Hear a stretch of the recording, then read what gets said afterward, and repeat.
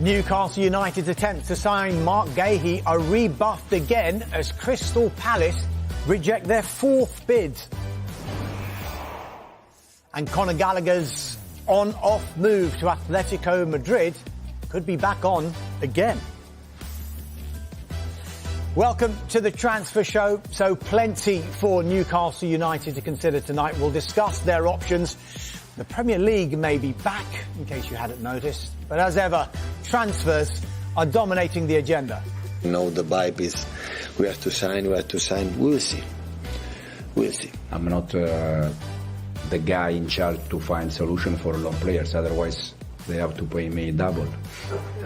We will be alert and that we can jump on every opportunity. I think that's changed slightly because people have seen the dynamic that we're not going to pay silly fees for players. I have to look at my bank account if something came in, but doesn't look like. So yes, we plan with Marc. As long as I have Ivan, I'm very, very, very happy. Hopefully that's for another year. I think in general it's been quite a slow market, and maybe we felt that a little bit as well, but not been through a lack of trying. Calvin's worked so hard to get where he's got in his career. It's a fantastic achievement to do what he's done. I cannot tell you if it's going to be everything finished for tomorrow or not. For Pedro to leave, there was always a concern around maybe it coming later. So the fact that it's been done early is helpful to us. Screens from Sky Sports. I said this the whole day. It's about talking about football, so that there is a lot of speculation constantly in this country. Does Mikel like Mikel? If I like myself, you mean?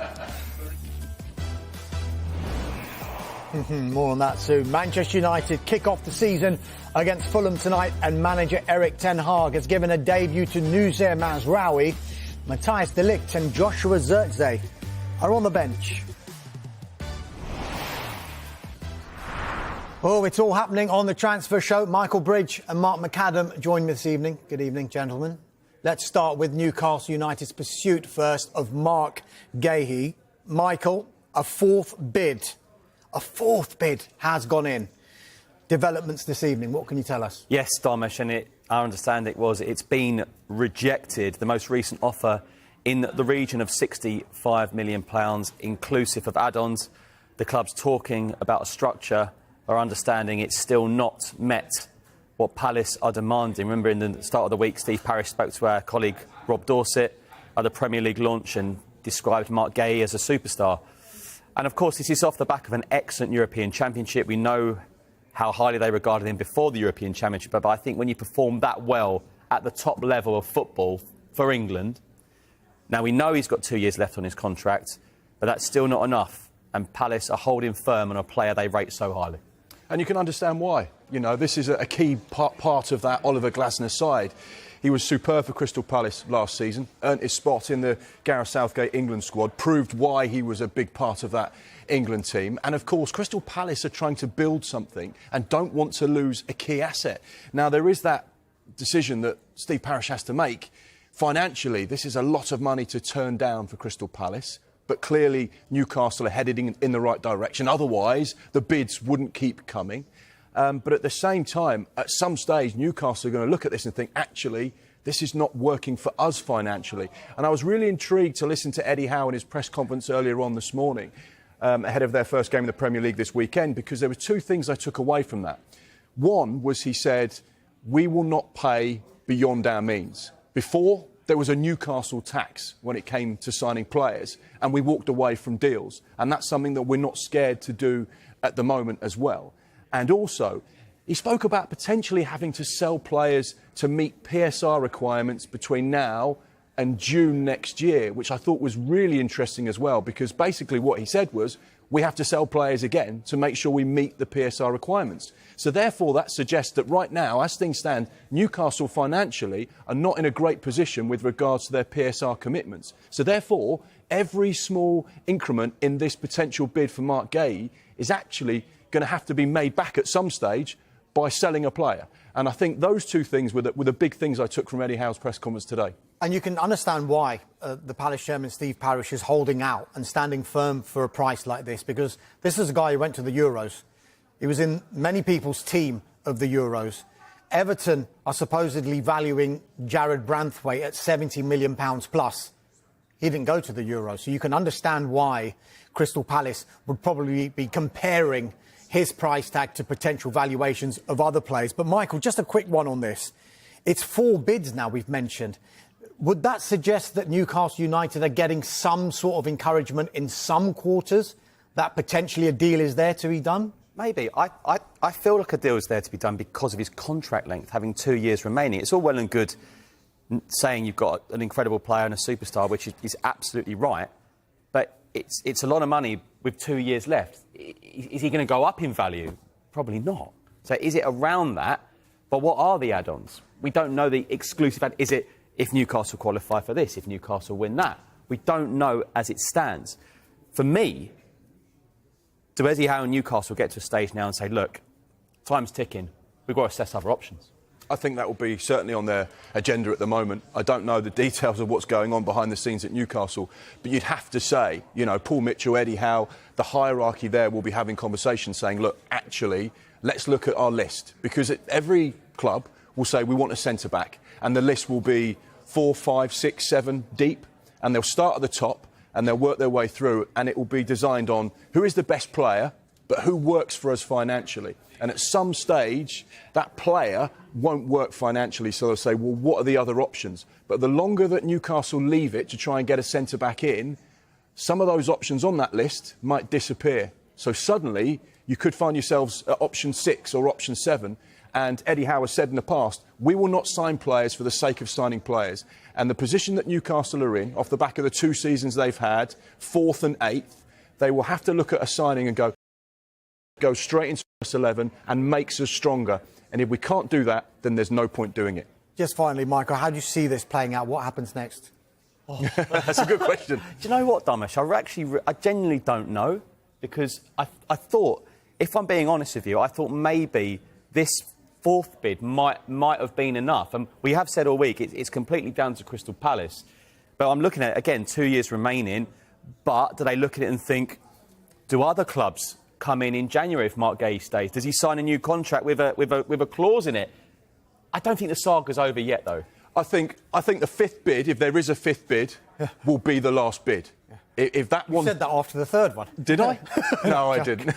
No, I genuinely think if they go in one more time, Newcastle, that will either get accepted or they'll walk away from the deal. I think we're at that point now. And we know that Eddie Howe likes to get players in early in pre-season. He wants to work with them. Marc Guehi has got to understand the Eddie Howe school of football. And to do that when the season's already started, it makes it more difficult. So I can't imagine this one going on too much longer. But this is a transfer window, and anything is possible. I'll say one final thing on it. I think, given Marc Guehi, we heard from him this week, the character he is, he seems relaxed in himself. If he was someone pushing for this, there might have been a different resolution. I don't think he's been massively pushing for it. I think he kind of seems quite relaxed either way. Yeah, he's been professional. You know, you see players not turning up to training and trying to, you know, agitate for a move.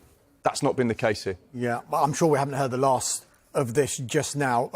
From one saga to another, and Enzo Maresca and Chelsea. And Maresca said this afternoon that Chelsea are trying to find a solution to Conor Gallagher's situation at the club. Mark, what can you tell us? What is the latest? Yeah, I have to be honest, I feel so sorry for Conor Gallagher here. And this is one of those transfer situations that is just frustrating for every single party that's at the table trying to facilitate these things and make them happen. Now, we saw Conor Gallagher in Madrid last week, and it looked like it was all done and dusted, because Conor Gallagher was going from Chelsea to Atletico for a fee we believe to be £36 million. In the opposite direction, Samu Omarodian was going from Atletico to Chelsea. That deal has broken down, which has left Conor Gallagher in limbo. Now, he was in Madrid just waiting to get permission to start training and to crack on. However, the deal wasn't forthcoming. So in the end, Chelsea said, right, come back here, train, keep yourself fit. He's been very in this whole situation, because it must be so tough for him not knowing where his future lies. Now, the player that is now key to this deal, João Felix. Now, there are discussions going on between Atletico Madrid and Chelsea over a payment structure for the potential deal of Felix to go back to Chelsea. Now, some sources are telling us that this deal is getting closer to happening, but of course, it's still under discussion at the moment.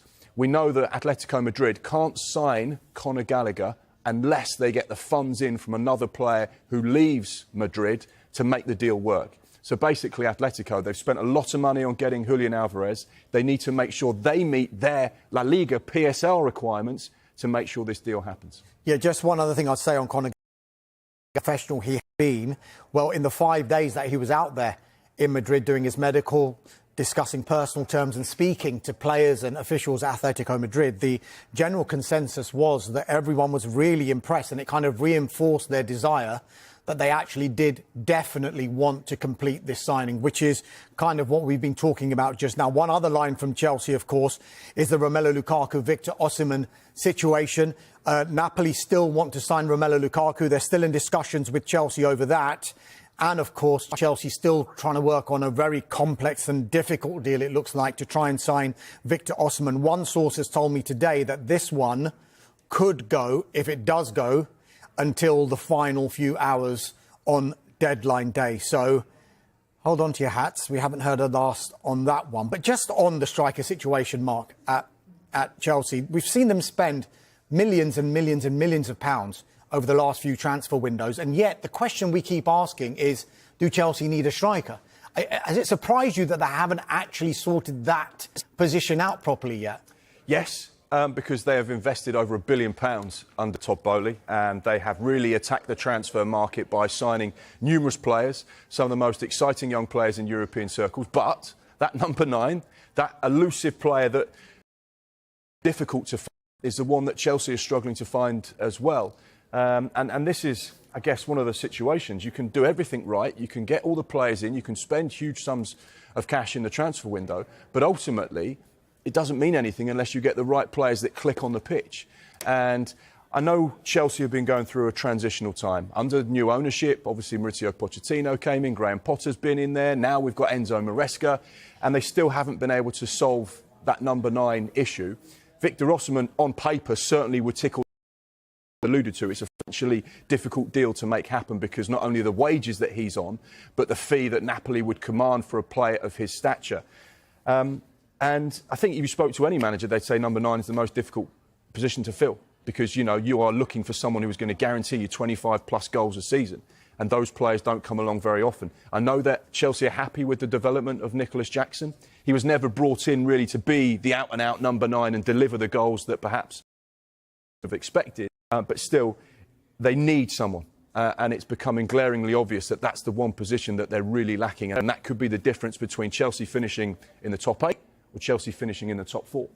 More transfers in just a moment. But as you know, the Premier League season is less than 47 minutes away from kicking off, and it's Manchester United against Fulham at Old Trafford, of course, live on Sky Sports. Erik ten Hag has brought new summer signing Nusret Mazraoui, there he is on the left, straight into the starting 11, while Matthias de Ligt and the other man in your picture there, Joshua Zirkzee, are on the bench. So let's have a look at the United 11. Mazraoui making his United debut. The rest of the lineup sees Andre Onana in goal, with Harry Maguire and Lisandro Martinez paired in central defence, with Diego Darlow at fullback as well. Mason Mount, Casemiro and Kobe Mainu are in midfield, with Bruno Fernandes, Marcus Rashford and Amad Diallo. Interestingly, no Jadon Sancho at all in the matchday squad. Read into that what you will. It might be a question that's put to Erik ten Hag after this game.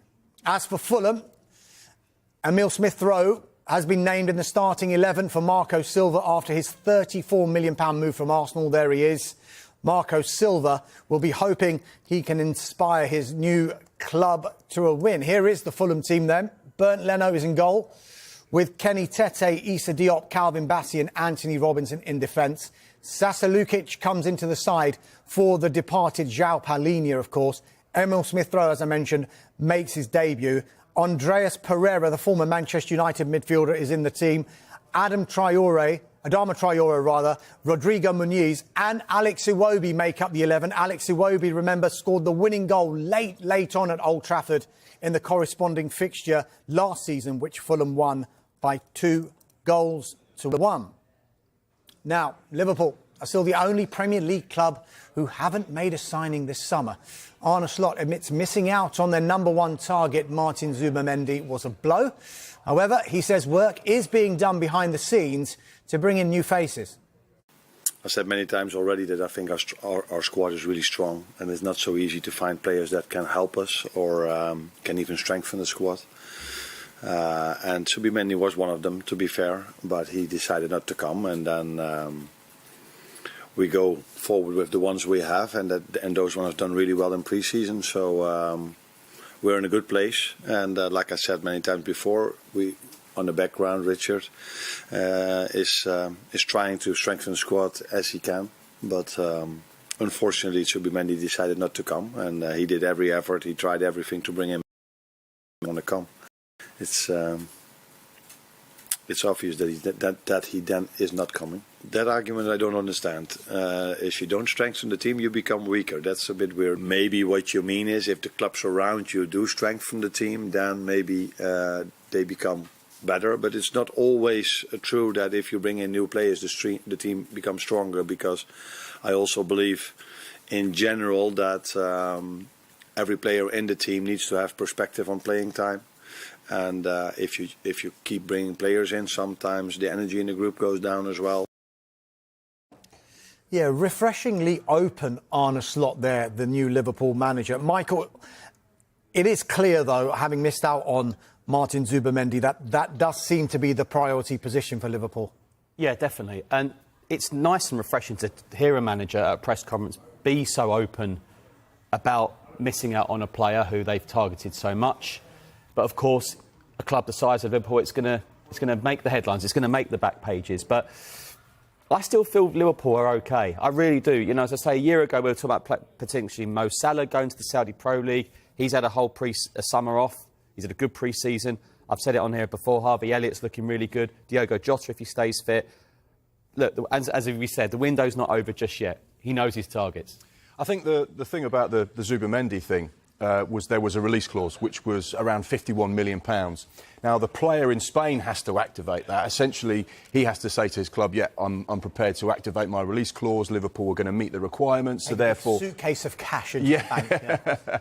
So I'm going to do this. And you made a really interesting point, which I didn't really know, about players in the Basque region of Spain. You said earlier on about how the connection with the fans is like nothing else in football around the world. And that's why you'd think, you know, when Liverpool come knocking at your door, there are very few players in European football that would say, I'm OK, thanks. But that's the case with Zubimendi. Absolutely. And we did a Transfer Talk podcast last week, and Sam Tighe, the broadcaster, was on there, and he was actually explaining this connection to the point where these players can walk down the street and, you know, not get hassled. The likes of Athletic Bilbao, the likes of Nico Williams, there'll be friends of friends of friends who'll be on the street with him, and it will just be, hello, Nico, how you doing? It could have been the same case with Martin Zubimendi as well. So that can be a very, very difficult thing to go away from. And it would have been a huge decision for Zubimendi to leave all of that and come to Liverpool, even though I think Liverpool privately probably expected and thought and hoped that he was going to make the move, as we all did. And it came as quite a surprise that Zubimendi ended up staying at Real Sociedad and staying with Real Sociedad and midfielders in the Basque region. Mikel Arteta, the Arsenal manager, was asked about his interest in the Spain international Mikel Merino. This is what he said. Does Mikel like Mikel? If I like myself, you mean? Mikel Merino. You know that I cannot talk about any other player. After the season, we had two objectives. The main one and the most important one is make sure that we're still very, very much in love with our players and find ways to improve them, because that's the main thing. And then, okay, if there are certain opportunities in the market to improve the squad, certainly we have to look at that, and that's what we've been trying to do. The thing you would have heard most, or we've heard most, is, you know, do Arsenal need a striker, an out-and-out 20-25 goal a season striker? Do they? We have great strikers already. We have a great attacking line. I'm really pleased with them. All smiles there, wasn't he, Mikel Arteta, Mark? But I think Mikel does like Mikel Merino. Where are we with that deal? Yes, talks continue between Arsenal and Real Sociedad over a potential deal for the 28-year-old who played a part in all 7 of Spain's games on their way to winning the Euros this summer. He actually scored the winner in the quarter-final against Germany. The player, very differently to Zubimendi, is keen on a potential move to Arsenal and the Premier League. And what's significant about this potential deal is that the player has left on his Real Sociedad contract, which makes it slightly easier for Arsenal to try and agree a fee because, of course, they could lose the player in 6 months' time or 12 months' time on a free. And at 28 years old, this would be the perfect opportunity for him to come over to the Premier League. When you start getting a little bit older, it becomes more of a difficult transition, and Real Sociedad will be looking at the situation thinking, right, we can capitalise and make some money on Mikel Merino here. So, yeah, I like the way Gary Cottrell phrased the question to Mikel Arteta in that press conference. It's at this time of year where reporters are trying their creative best to find a way to ask a question where they know the manager's not going to say anything, but you still have to try anyway. But yeah, talks continue between the two parties. Do you reckon Arteta is going to bask in the glory that Liverpool didn't sign? OK, that's enough. That's enough. Thanks, Michael. That's why Goodness you're me. Yeah, it's not just arrivals potentially for Arsenal as well, but we should be really talking about possible departures at Arsenal, where there's still lots of talk about Eddie Nketiah with Crystal Palace and Nottingham Forest both interested. But still to come, Arsenal's North London rivals Tottenham sign a winger, and Manchester City, will they strengthen before the end of the month after losing a couple of players? And we'll hear from Erik ten Hag ahead of the big Premier League opener. That's next.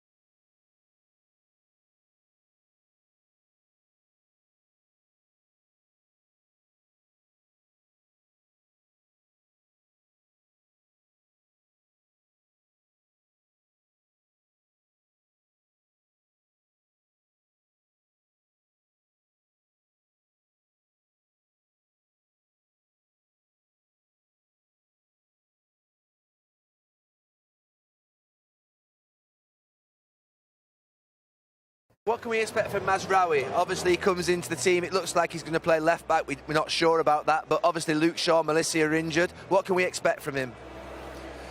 It's a fullback, so his first job is to close the wide areas, and he's good in it.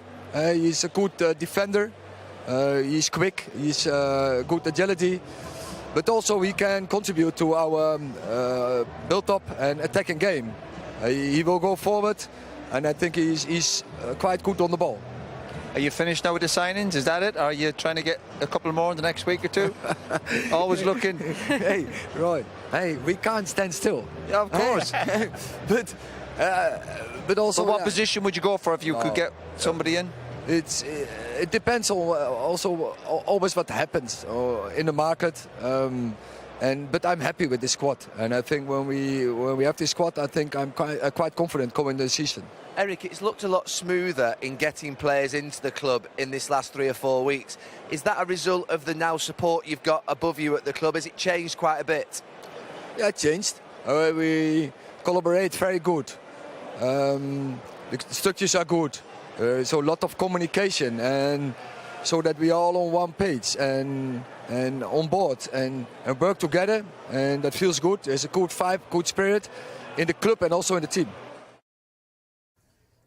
Yeah, Roy Keane did try, and he almost got something out of Erik ten Hag there about the positions he was looking for. But earlier on in the week, when he did do an interview with Sky Sports, he did actually intimate, left back and midfield, when asked about that, if there were availability, he might have to go into the market. So do we expect United to go back into the market? They have to be creative, and they have to be conscious about what they do because of 2 reasons. They have to be aware financially of what they're spending, and also the squad strength in depth is important, but they have a lot of players at Manchester United. So essentially, we understand it to be one in, one out if they were to make more signings. But Erik ten Hag wants to make more signings. He wants the best in class. He wants to add to this Manchester United squad, but it becomes so difficult at that top end because they can only really sign players that are some of the best in Europe, top-class players that will improve that Manchester United setup. 2 positions you spoke about there. Left back, we know that's an area of concern for Erik ten Hag. And midfielders, probably more pressing is a position that they'd like to recruit for. There is a decent list of players that potentially could be of interest to Manchester United. The one that stands out and is the one that probably most likely to happen should they recruit in this area would be PSG's Manuel Ugarte. Now, the player wants the move, and PSG want to make a deal happen where possible.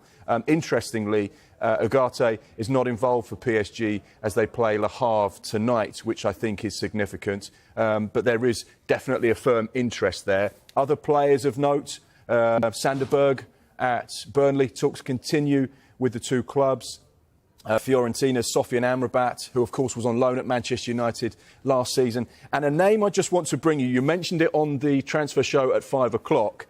Now, Manchester United fans will be thinking there's been a bit of a rewind here because United are keeping an eye on Frankie de Jong. Yes, Frankie de Jong at Barcelona, who of course Manchester United have admired for some time now. There are teams as well, but those ones we've mentioned are the ones that are most likely to be at the sharp end of Manchester United's recruitment list. I find it really interesting that Gary Neville asked Erik ten Hag about the new structure and the difference, because we've said it on the transfer shows as well. Like, sometimes it's what you do off the pitch, which you filter down on the pitch, structure, relationships. It feels new, but that's the same manager/head coach talking. But of course, Omar Barada, the new Manchester United's chief executive officer, moving from Manchester City. You've got Dan Ashworth moving from Newcastle United. Jason Wilcox coming in. Sir Dave Brailsford coming in.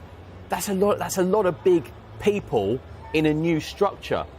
And I think that's more being talked about enough. I think one of the other things as well, whilst they restructure at the highest level and the senior management, there are a number of changes across the football club. You know, there are restructuring operations going on in the whole thing, and people are leaving Manchester United.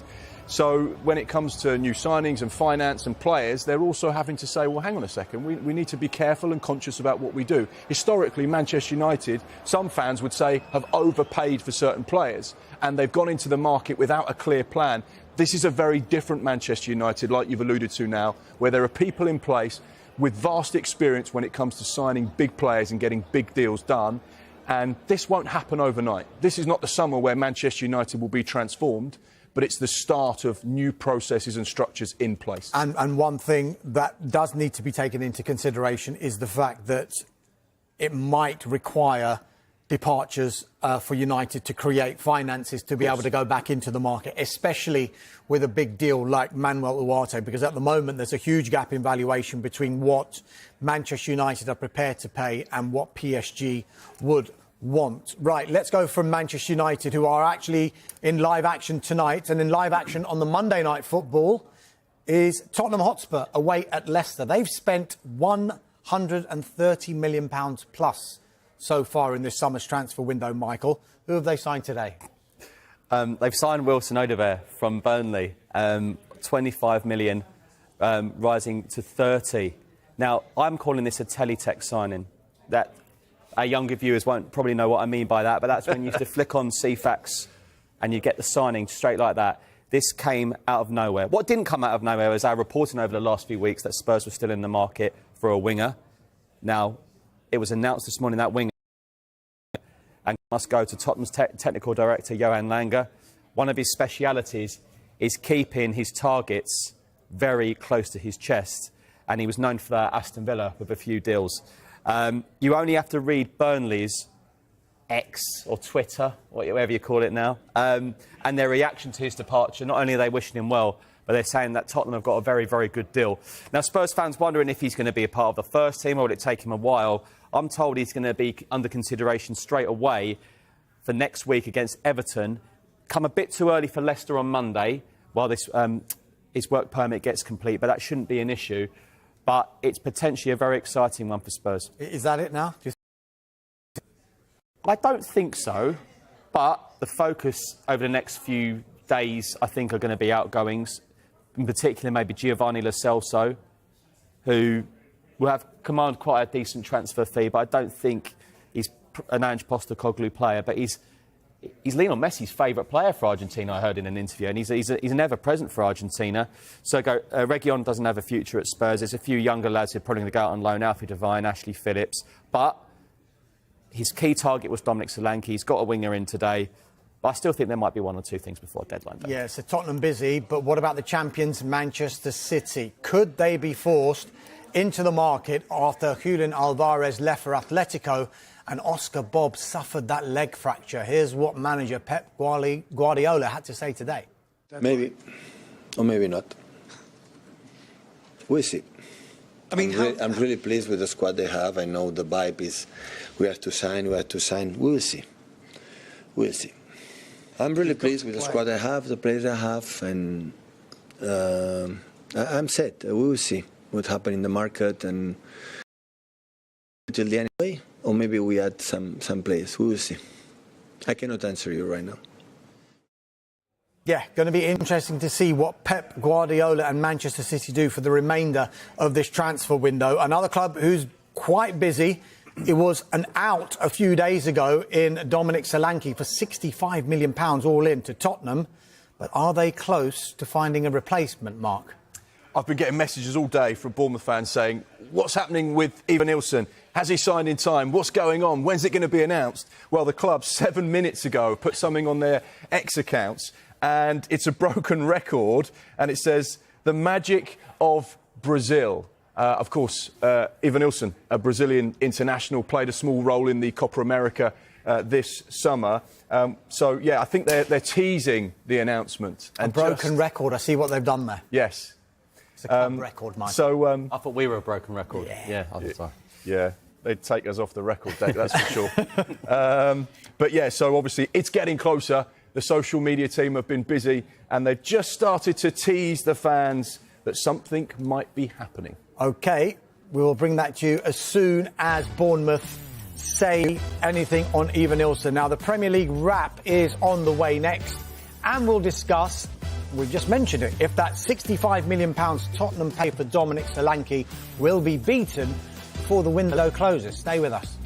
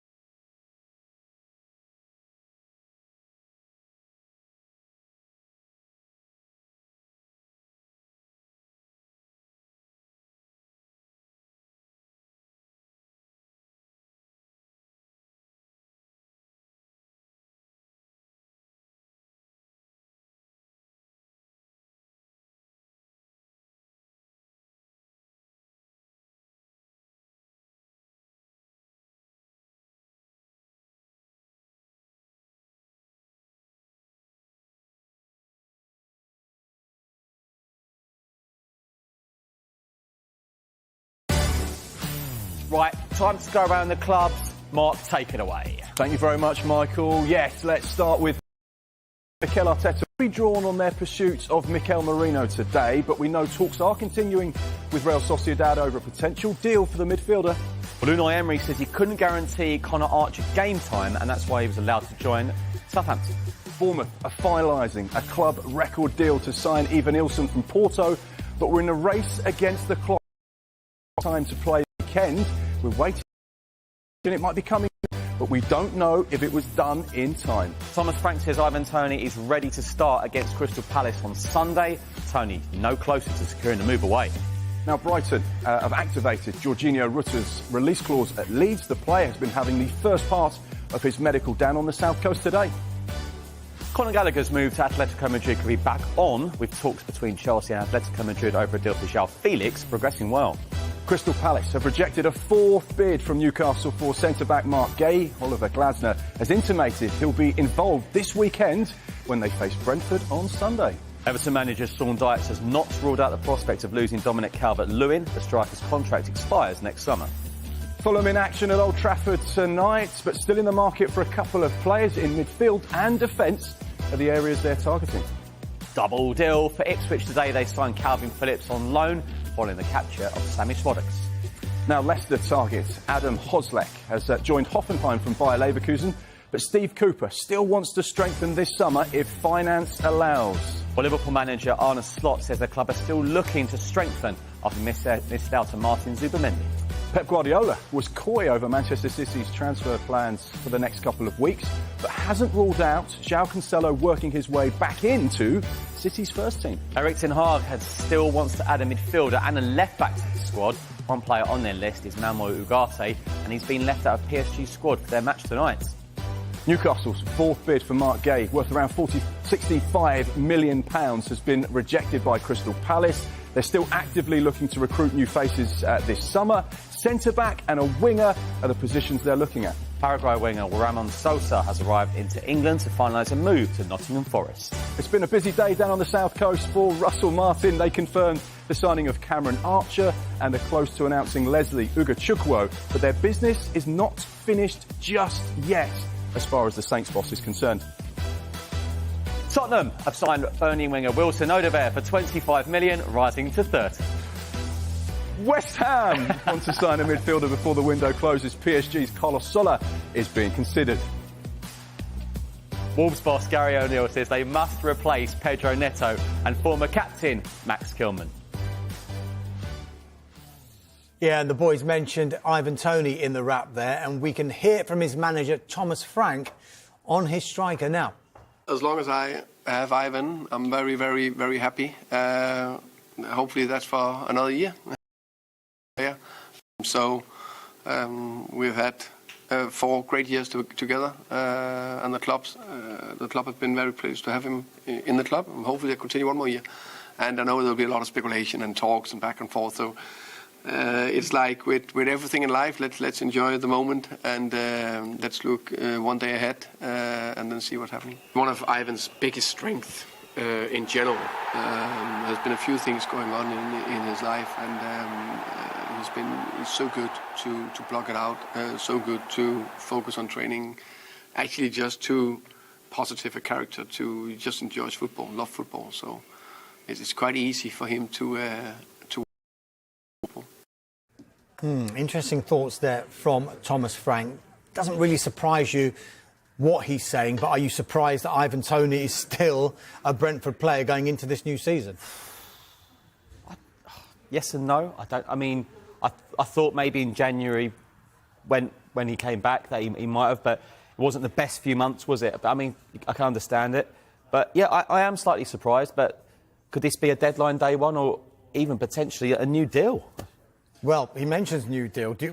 Would you see any kind of eventuality where you could see Ivan Toney extending his stay at Brentford? I can't see it. No, I think he'll be on the move. I think the fact that I love the Ivan Toney story. I remember watching him at Sixfields playing for Northampton as a youngster under Chris Wilder. He got the opportunity to go to Newcastle, didn't work out, but rebuilt his career through the EFL. You know, what he did at Peterborough was nothing short of incredible. And ever since he's gone into Brentford, he has been a goal machine and a real leader, both on and off the pitch.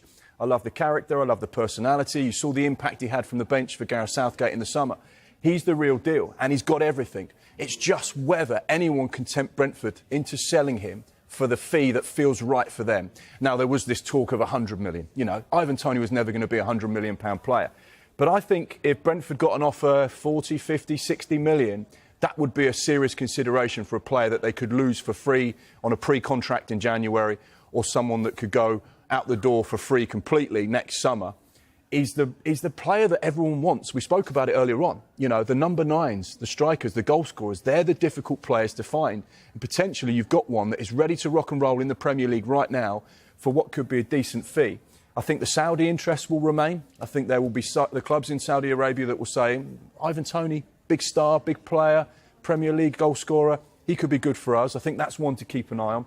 But I cannot see him, to go back to your earlier point, signing a new contract at Brentford. Darren McAntony at Peterborough will be desperately hoping he moves on in this window because, of course, he has a sell-on fee, which could be quite sizable when you're going into tens of millions. Yeah, it'd be very interesting to see how this one transpires, particularly because there's only 2 weeks left of this transfer window. Right, coming up next, Marco Silva promises signings at Fulham, and we'll hear from Kieran McKenna on his new midfielder.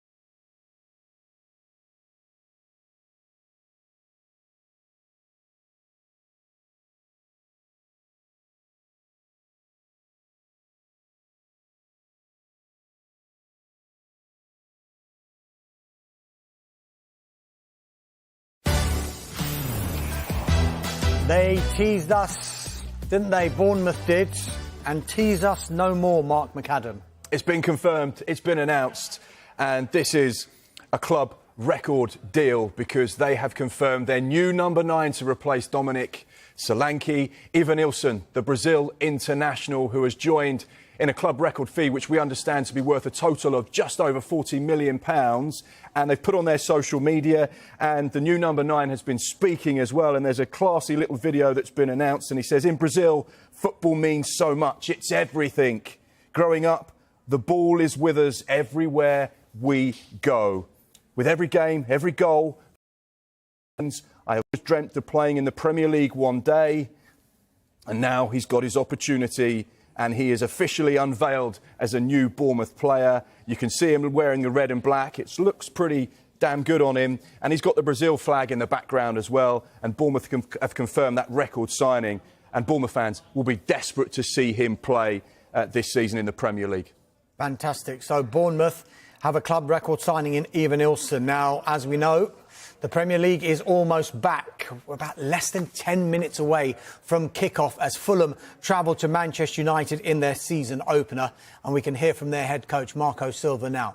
The big one that stands out is Palhinha.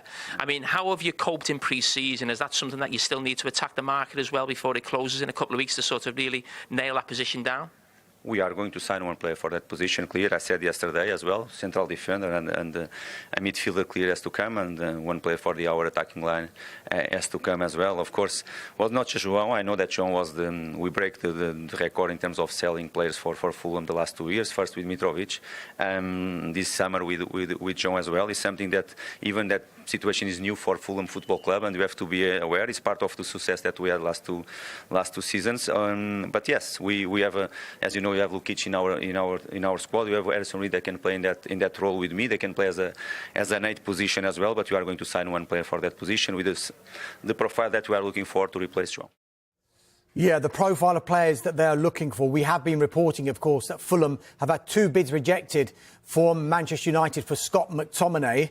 They're not expected to go back in at the current price. And Scott McTominay is actually on the bench for United against Fulham tonight. And, of course, we do know that they're after another centre-back. It could be one of Crystal Palace's Joachim Andersen or Aston Villa's Diego Carlos. Let's head to Ipswich now, shall we? Mark, very quickly, it's been a busy day. It's been a busy week.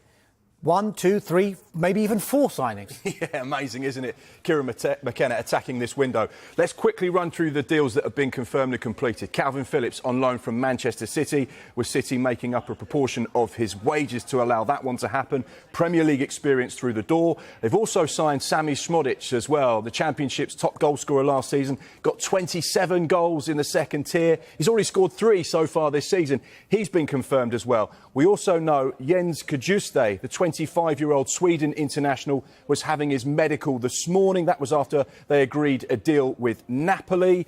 And the other player, the 4th player you mentioned to keep an eye on, Armando Broja. Talks continue between Ipswich and Chelsea over a potential deal. Chelsea want a permanent, Ipswich more interested in a loan, but there are other clubs keen on Broja. Everton, Southampton, who he spent a little bit of time on loan at a couple of years ago, and Stuttgart. Right. Look, is that quick enough? Yeah, very good. Yeah. We're nearly out of time. The biggest Premier League signing so far this summer, we've been mentioning it, £65 million. Tottenham spent on Dominic Solanke. Will it get beaten, Michael? Well, if Marc Guehi eventually moves, that'll be more than that value, because we've reported that those bids have been rejected around that price. Maybe Victor Osimhen. I still fancy a big signing on deadline day, don't you? Blockbuster signing. Yeah, I think the Victor Osimhen one is the one to keep an eye on. I think that could be a really big fee, a big deal if that happens. Gentlemen, thank you very much indeed. It is nearly upon us. Around 5 minutes to go until kick-off. The new Premier League season is about to get underway. It kicks off at Old Trafford. It's Manchester United against Fulham. This has been an opening day fixture on 2 previous occasions. Manchester United came out on top on both of those occasions. But can Fulham repeat that shock? Win at Old Trafford from last season. Live coverage continues right now on Sky Sports Premier League. Do not miss it.